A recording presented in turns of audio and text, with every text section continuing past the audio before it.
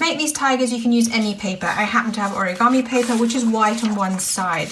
Turn it into, to make it a diamond, and take the bottom corner up to make it into a triangle.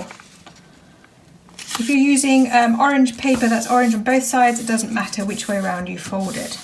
So now you have a triangle. Fold this corner over to create a central crease. This crease, when you open it up, this crease is perpendicular to the bottom. Now bring the top down. I'm doing about 1.5 centimeters. This is going to be the top of your head. Maybe a little bit more, doesn't really matter.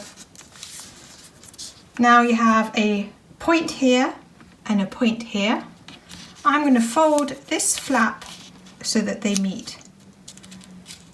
This allows you to get a nice and neat ear on both sides. So you've got this point meets that point. Repeat on the opposite side.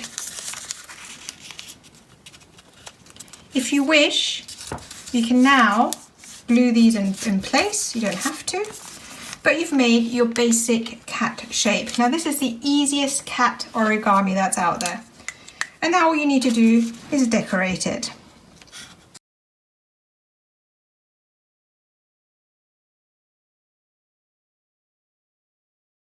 And there you have it.